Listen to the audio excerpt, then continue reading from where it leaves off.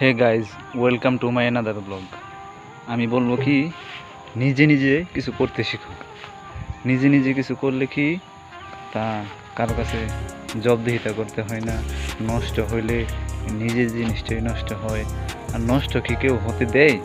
অবশ্যই কেউ হতে দেয় না নষ্ট।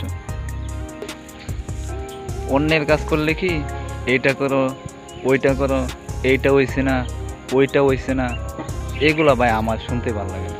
এর জন্য আমি বললাম কি, নিজে নিজে একটা কিছু করার জন্য, ছোট্ট হোক, সামান্য হোক, কিন্তু নিজে নিজে করা।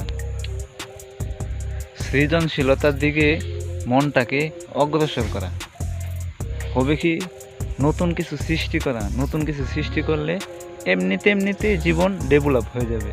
যারা মিলিয়ন বিলিয়ন টাকার মালিক তারা কি এমনিতেই হয়ে গেছে? ছোট্ট থেকে হয়েছে। আমরা ছোট্ট থেকে চেষ্টা করব,